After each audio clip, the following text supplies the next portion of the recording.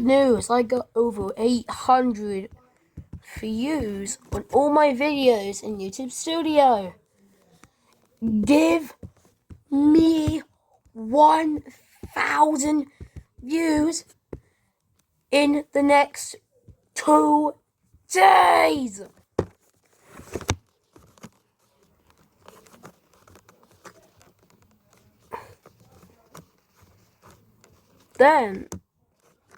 But this video is a size comparison.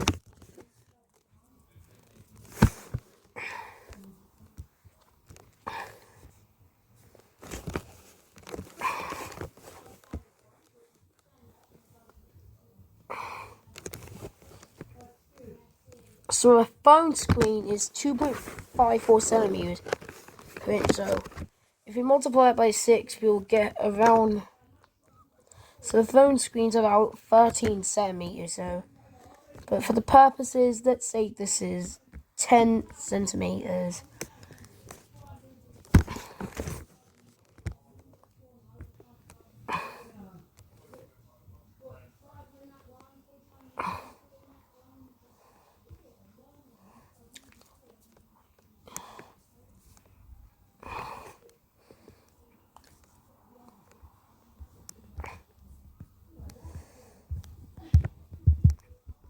So a human being is 1.8 meters.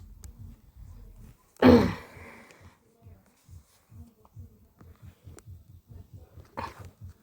the average hut, then small huts are maybe around 6 to 7 meters. And now the video screen is very small. It's about 1 in 300 scale. The human's 1.8 meters. Still not smells like golf ball though.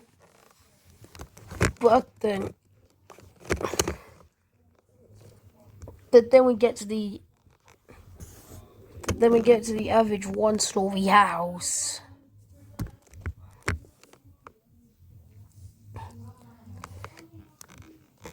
Which might be around 10 meters in size.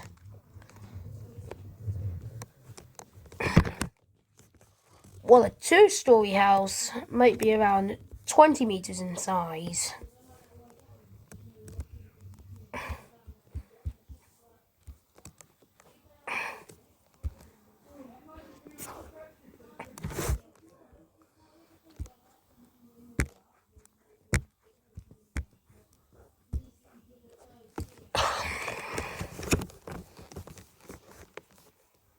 Okay, it's a bit more than 1 on this scale, I think. Probably 1 to 500. But the phone screen's about 10 centimeters. The human is 1.8 meters. And we also get to the shortest skyscraper.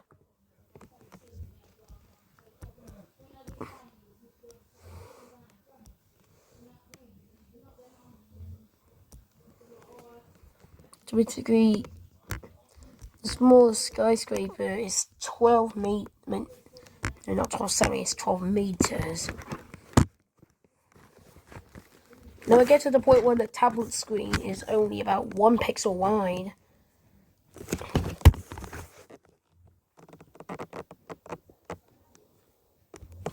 Yes, I am pointing to a speck of dust on my tablet screen as of now. So the scale is 1 in 2,000. So the tablet is about a single pixel in length on a 3840 by 2160 screen. Speaking of which, I'll make the video 4K so it could be visible if you have that. But now humans are much smaller. Yours is way more than 18 pixels in width. It's still kind of okay.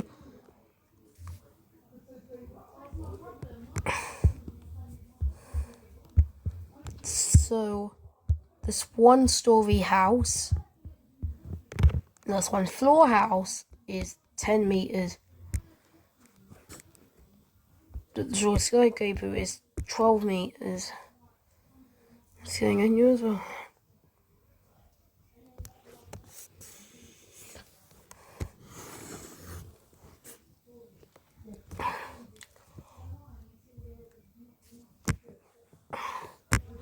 But now we get to a 3-story house.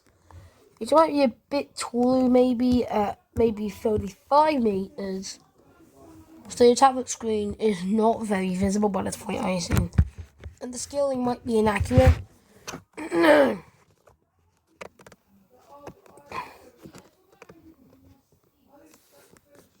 Then at 100, I'm not going to go to scale from now on.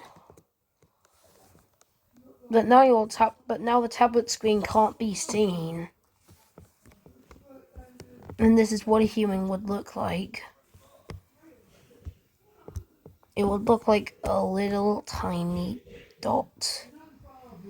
Like, even the 1-story houses now, still to me is but very tiny and need an arrow to see for blind people. Well, this isn't quite the case with the 2-story house, luckily. It's 20 meters, and not with the 3-story house. It's 35 meters.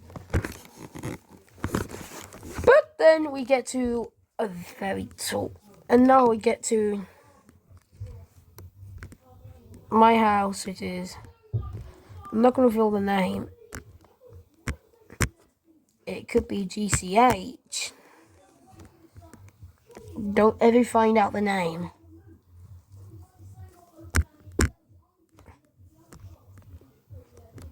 I'm only pointing at it to see what it would look like. So, turns out that I estimate its height to be about 50 meters. So a human would look very small.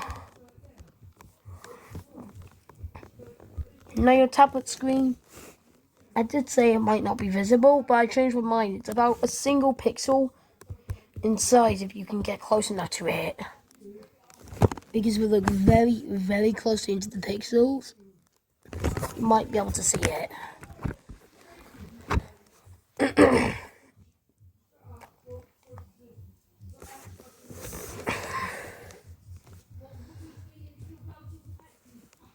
But then we get to a small hill, which is about 75 meters. Now we extend much farther. And now even a human almost becomes invisible now.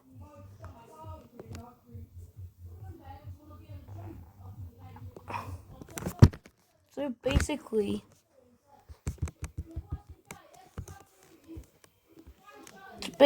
one-story house is small at 10 meters.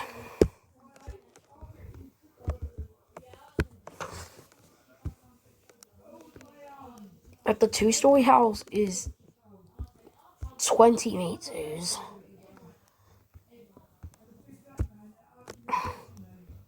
The aforementioned 3-story house is 35 meters.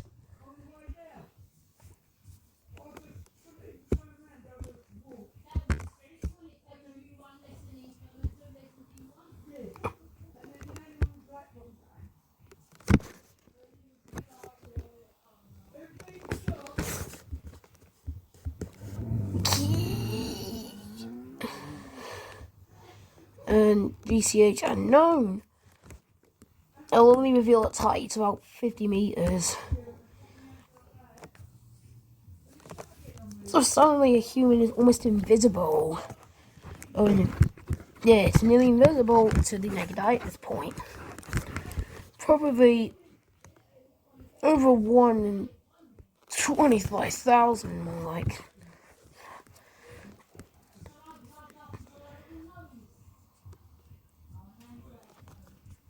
So the average height of a human was 2 meters. I would include it in this drawing, but no.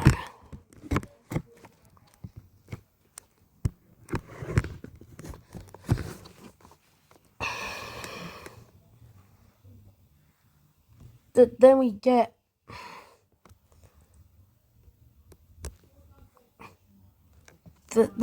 to the Eiffel Tower. Fun fact, it's illegal to take pictures of it at night. But you know it's not illegal? Taking at look at its height. It's actually plus 300 meters. And some of the big structures are ones like the Great Pyramid of Giza or Gepog, which are about 160 meters in height. I think it's about its peak height in history.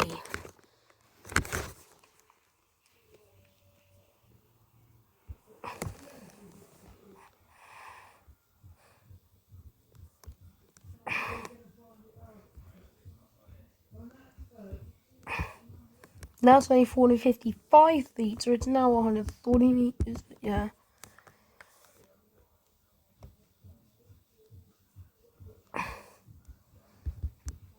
And so that's what Eiffel Tower is about 300 and it's a bit more accurate this time, 325 meters.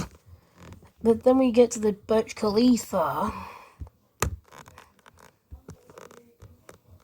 We also get a giant pyramid building, or GPB. And plus, I think that, so I assume that's still the biggest pyramid. And there's actually a planned building for this, which is about 730 meters, while the Burj Khalifa is whopping 130 meters. Some say probably more than an antenna. So an antenna could really extend the height a little bit. And if you look at George Cook, not gonna reveal names. Not gonna reveal the name, of course.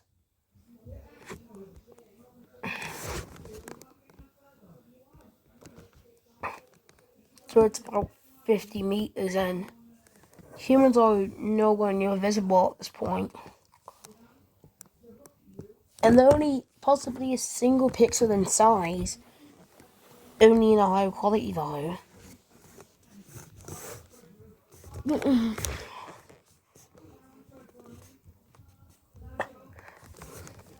But now even these are going to become tiny again because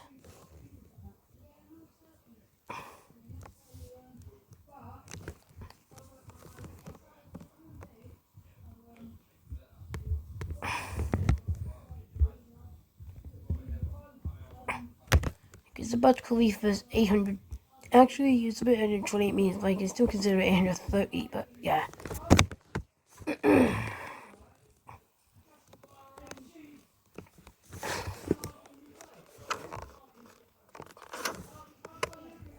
And then we get to a planned building called the Jeddah Tower, JT could call it. And it's about 1 kilometer in height, meaning it's the first building to reach this height. But then we get to a massive super pyramid, which is planned to be about 4 kilometers and built in the distant future. But you know, the only point that's a bit bigger than that by any chance is Mount Everest. It's not really good, but no, GCH question mark is now quite small. The scale could be at least 1 to 500,000 million chance. Humans are no longer visible, and your tablet screen is only like 1/100th of a pixel.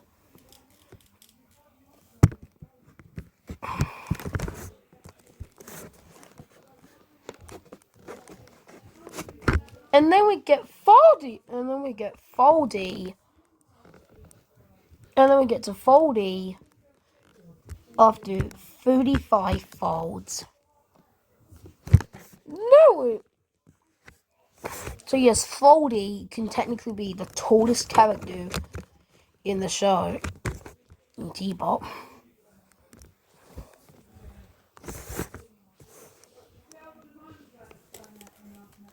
that Mount Everest will look it will look kind of tiny compared to it.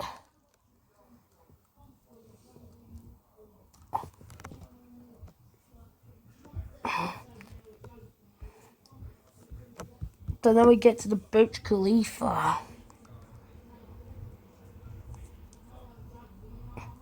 So a piece of paper as fine as the Bible, I've been folding it 35 times. So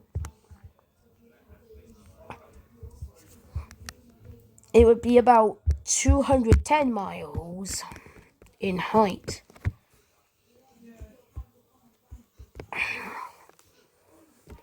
Considering that's 830 meters, that is actually quite small. Okay, now that we're getting into space, we're going to have to change the canvas color to black and get the paint color to white.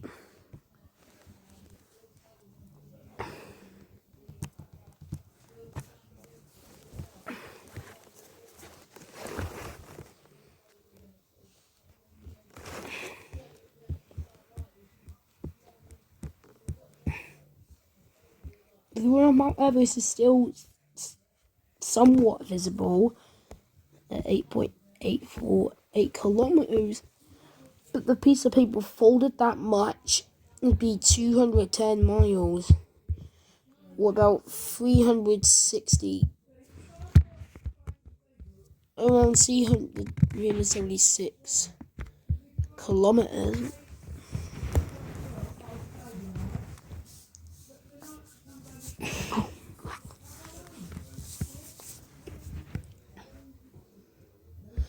Then we get my home country, the UK. It's about 1,000 kilometers.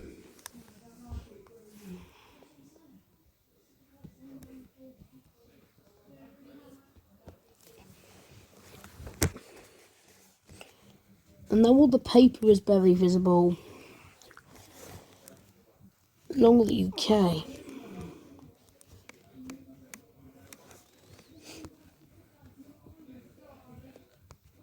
And now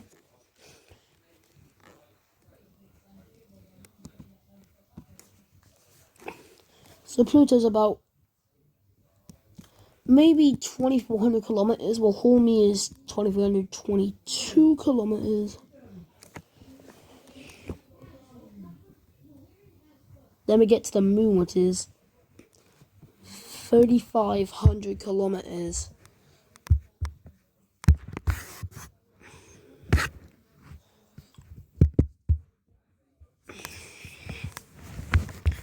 And we get to the Earth, which is a whopping 12,742 kilometers. And Venus is actually a very similar size, but now we'll show a new object, Sirius B. They're doing 11,000 kilometers to Earth's under 13,000 kilometers.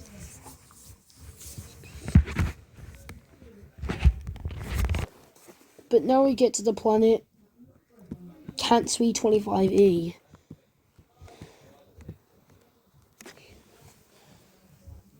Another piece of folded paper would only be about a pixel in size, at least in a way. And this is about 25,000 kilometers.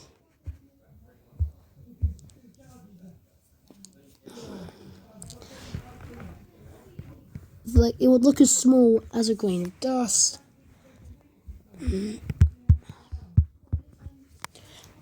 And now the tablet screen, now the phone screen that you're hearing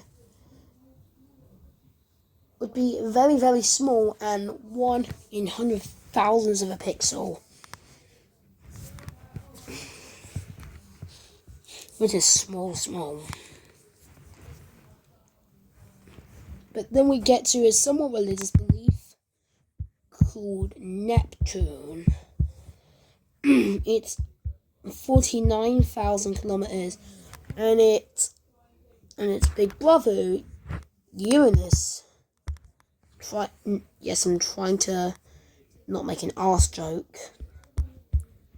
So Uranus is 51,000 kilometers.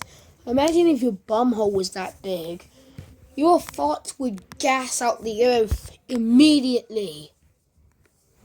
It would make everything smell bad, and even death can occur, which is more violent than a massive AK-47 that size. Keep in mind, I'm only saying this of caution, and I'm not trying to reference advanced warfare, but now Earth is small.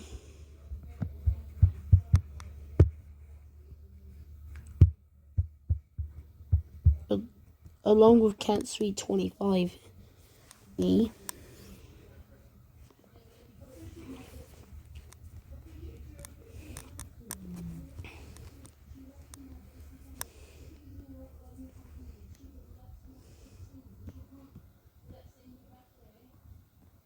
No, Neptune is 49,000 kilometers.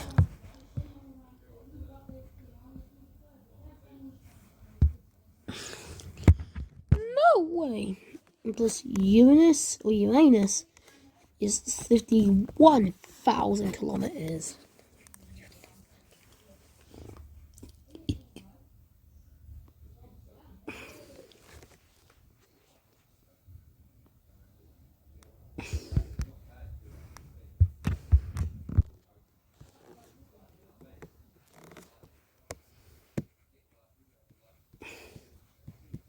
Now we get to Saturn, which is 120,000 kilometers.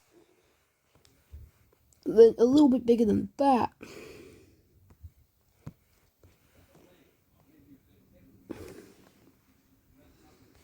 is Jupiter. This is 140,000 kilometers.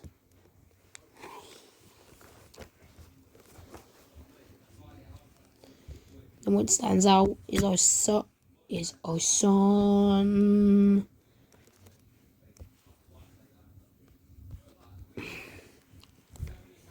It's 1.391 million kilometers. I'm sorry if it covers all this stuff up, but yes, I'm sorry. Use an actual proper scale. This is what the Earth looks like compared to the sun. But enough of that. The sun does become quite small once we reach big sizes like these. Except the big neighbor to Sirius B, Sirius A, or just Sirius is 2.5 million kilometers. But now Vega is 3.8 million kilometers.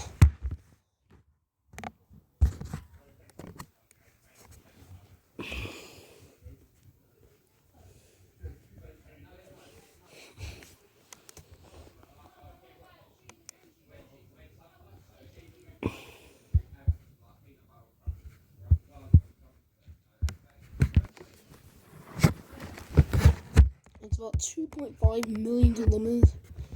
And some being 1.4 million.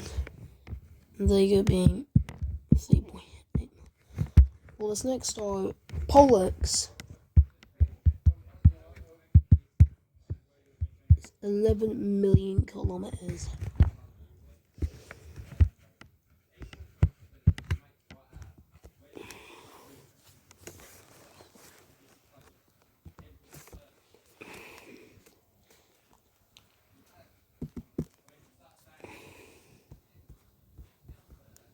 Now we get to Arcturus, which is about 36 million kilometers. And then we get somehow the heaviest star, despite not even reaching 50 million kilometers in size, at only 49 million kilometers, but with 300 solar masses. I don't include neutron stars, but for reference, a neutron star is about 24 kilometers, but we're not including that for today. I'm only referencing it. But the star is 013681. Now we get to the biggest star in this picture so far. In this picture. Aldebaran. Yes, I know it might sound like some religious name, but no, it's 60 million kilometers. Despite that, it's not even 1/300 of the weight of 3681. It's actually the small star that could be considered a giant, or one of them at least.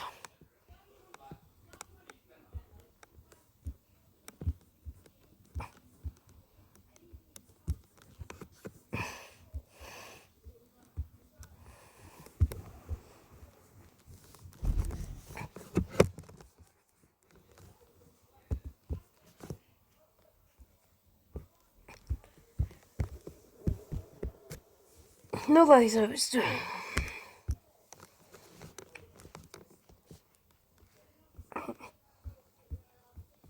Now Vega looks quite small.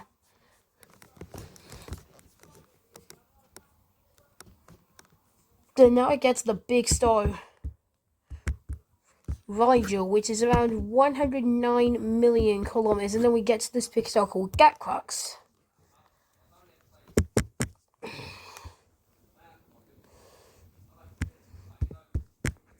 which is 160 million kilometers. And get your spacesuits on because we are going much bigger.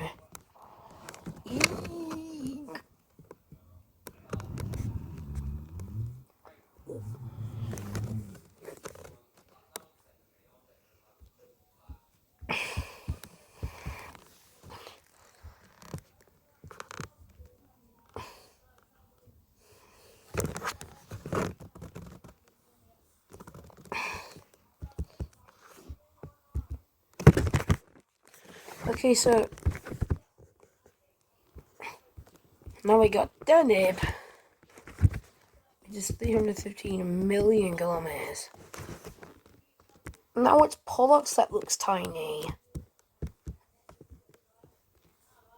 or 11 million kilometers. Gatcrux was 160 million kilometers. I think the Pistol Star is even a supergiant, but hypergiants come much higher than this.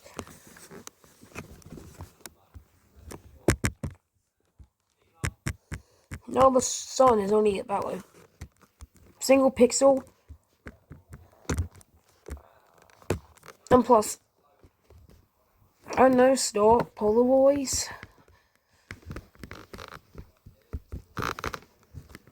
It's only about 52 million kilometers, so it would be quite small at this range too.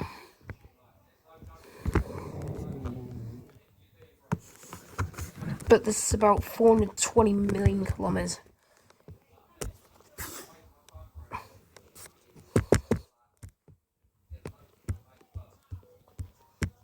And now S Doradus, which is an incredible size of, is what, guys? 770 million kilometers. But now the star is suddenly becoming quite tiny again.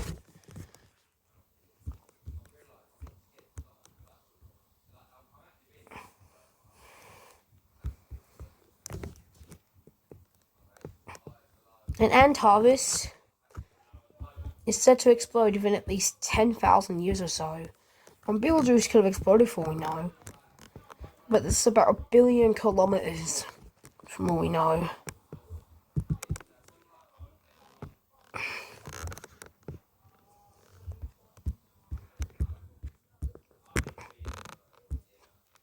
But now Betelgeuse, it's actually probably very close to exploding into a supernova. It's 1.4 billion kilometers, which is massive. But and these are red supergiants.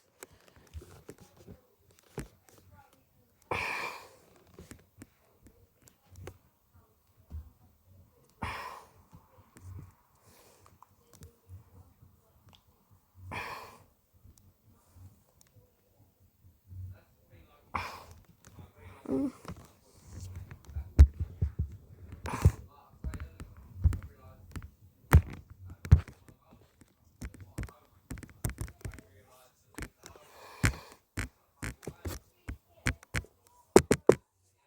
if you Arcana's majority is probably around 2.8 billion kilometers. But due to its massive size, it's about to explode in a supernova in a few million years, probably. Or even a few thousand years.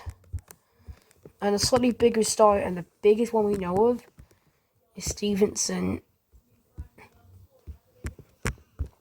It probably was discovered in 2018, so it's Stephenson 218. This star is a little bit over 2,000 times the size of our sun, along with Arcana's majority, is barely over it, with 3 billion kilometers. Now we get to a theoretical star, a quasi-star.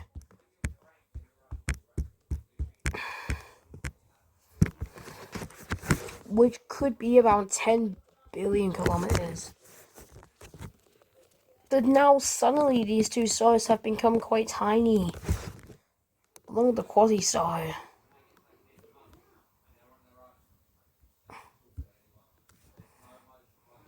But this is 10 billion kilometers. And I get to the Nucleus Nebula, which is probably one of the smallest nebulas, 20 billion kilometers in size. So it's still a bit bigger than the quasi-star.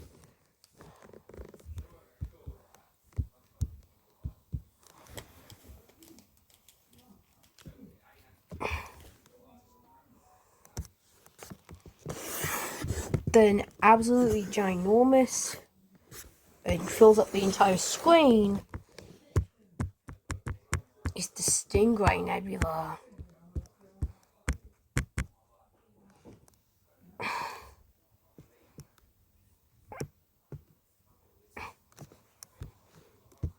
Or was it 8 kilometers? But it's about 800 billion kilometers. But right between that range is also some black holes. So ton 618 is about 400 billion kilometers, some say.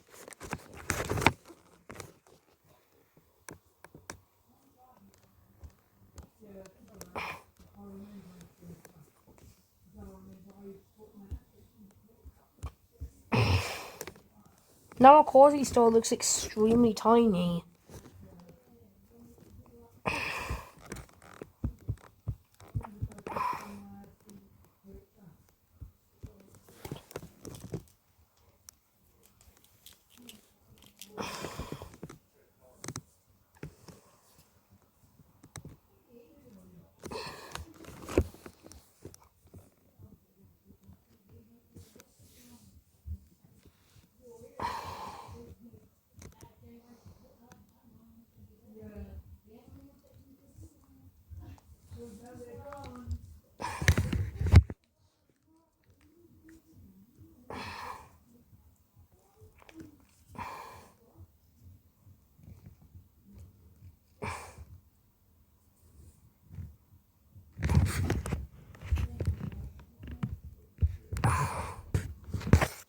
Now, I think we get to the end of that, but I'm not sure if this is right.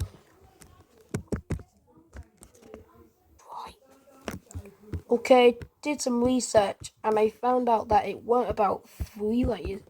It was around 2.5 to 3 light years, which is massive. Speaking of which, a light year is 9.439 trillion kilometers.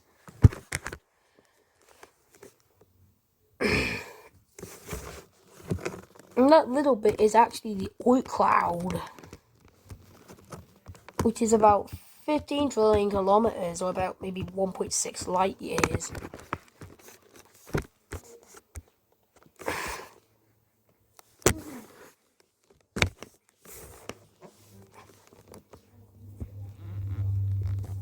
In terms of the way at the Pillars of Creation, or POC, which is actually around 11 light years inside. And then the Orion Nebula is massive. It's about 24 light years.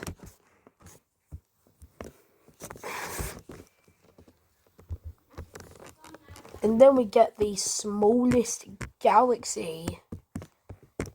It actually contains some of the oldest stars in the universe, but they could last billions of years longer, considering most of them are white or black dwarfs. Or is that, like, I meant not black dwarfs, because some of them are red dwarfs and are very, very tiny. So the massive stars when the Earth formed will not remain easily. It says that Rachel was actually a very tiny little star.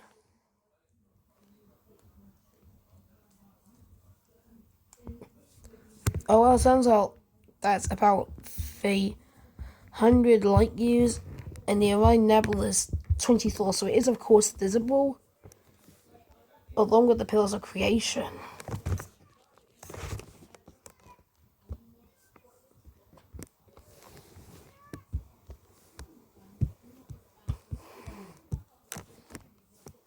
Nautilan 618 barely is visible, and you will need a camera to see it. Has to go, I think. Now I get to the Tarantula Nebula, which is 600 light years compared to the smallest galaxy. I don't know the exact name, but it's 300 light years.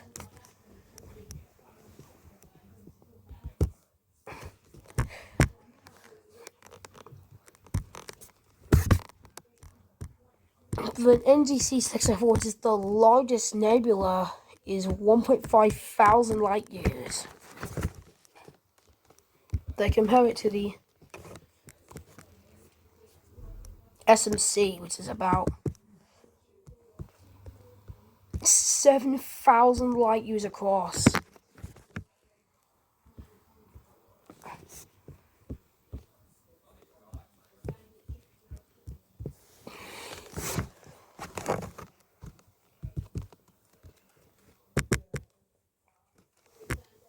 No, the SMC times 2, which is the LMC, is 14,000 light years across.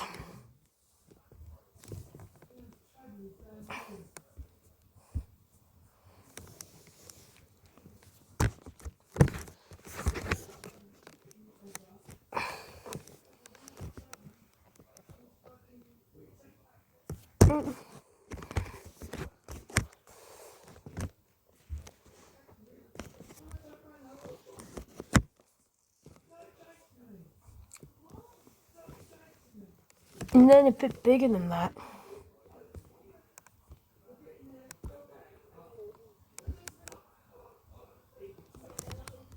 is the Somboro Galaxy, which could be called the Pizza Galaxy, and it's 50,000 light years. But our Milky Way is a lot bigger. It's where we are, and it's 120,000 light years. That's what some say. It could be up to 200,000, they say. But now we get to the Andromeda Galaxy.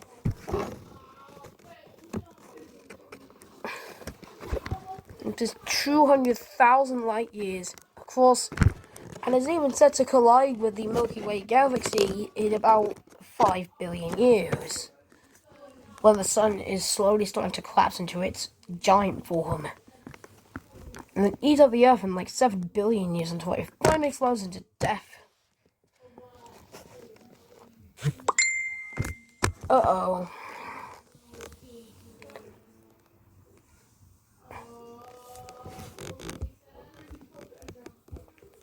But now we get to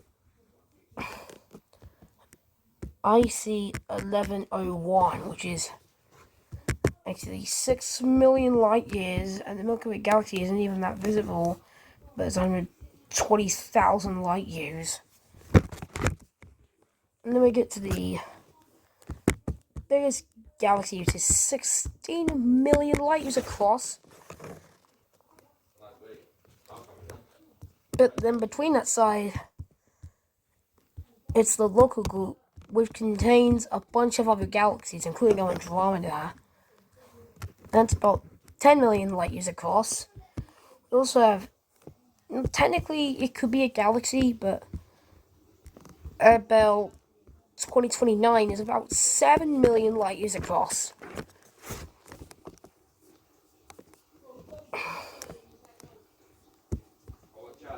Now suddenly both of these become small again. That's IC11, so that is IC1101, and that is the largest galaxy.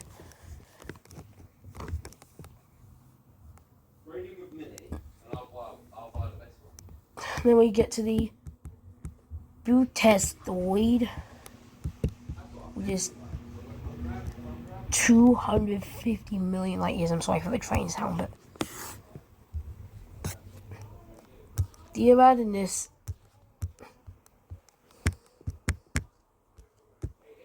Supervoid. Okay, let me get on a bigger scale.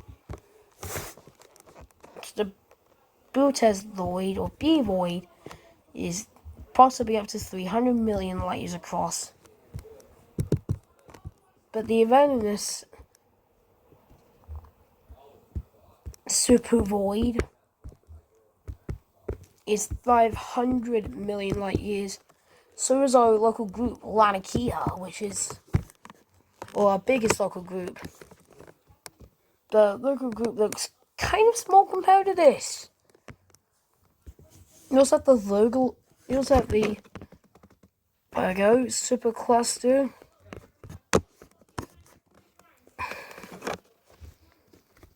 It's about 110 million light years, which is quite big.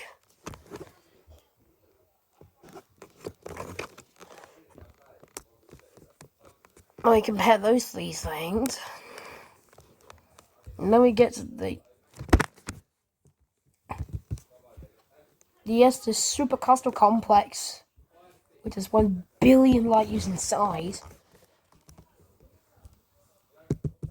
And then we get to the Great Sloan Wall, which is 1.38 billion light years. Now IC1101, and only the largest galaxy is even visible at this point.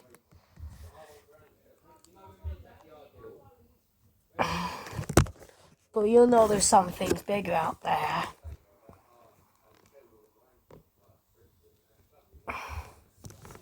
But then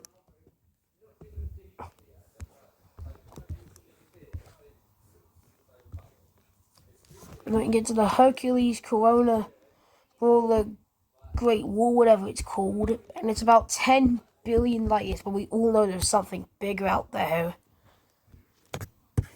They do, of course, have the Hubble Deep Field, which is 13. It's actually about 13.8 billion light years.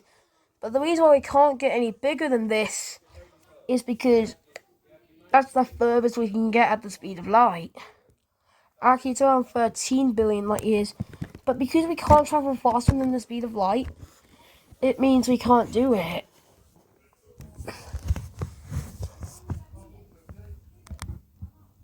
But yeah, it turns out that we all know there's something bigger out there.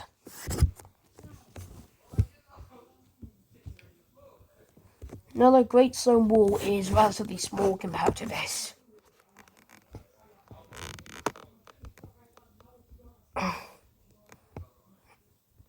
And that's what's cool, but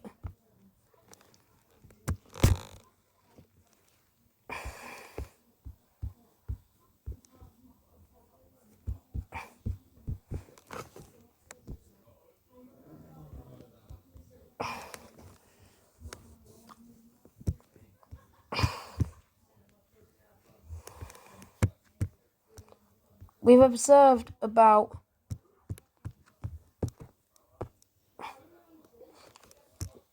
27.5 billion light years of our universe. But the true size that we can observe is 93 billion light years, and there could be something even bigger, or a multiverse.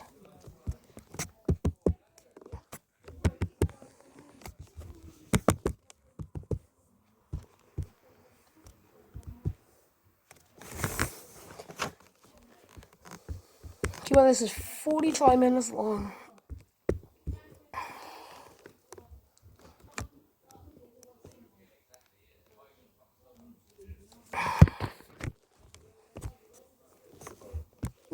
All the objects past this point are completely theoretical. So the multiverse is a collection of universes all around the place.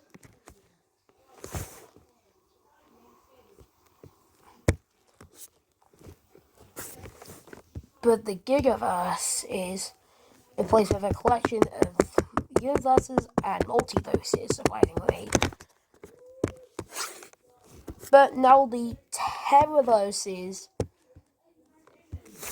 are a collection of a lot of Gigaverses. And then we get to the biggest object we can think of. The Omniverse.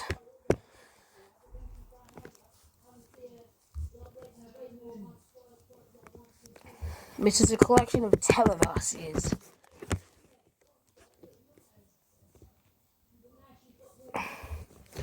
Then I'm going to do it.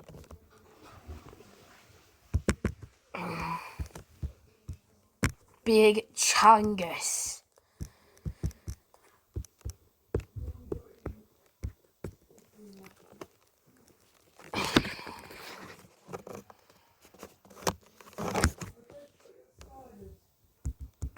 Then only a little bit bigger is Infinity.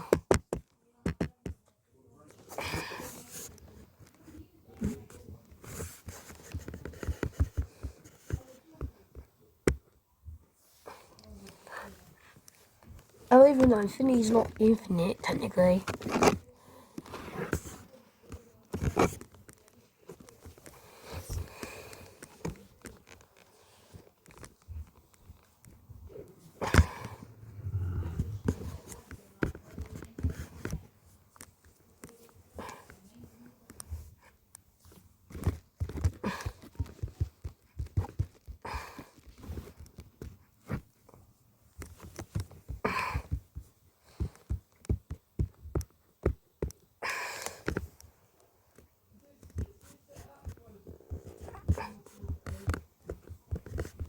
Then we get my imagination.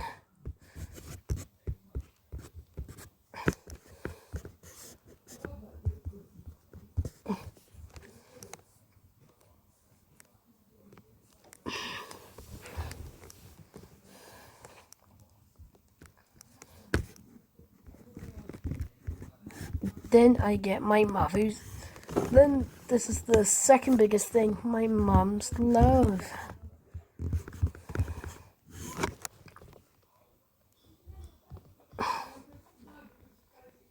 Oh, look at my grandmother's love.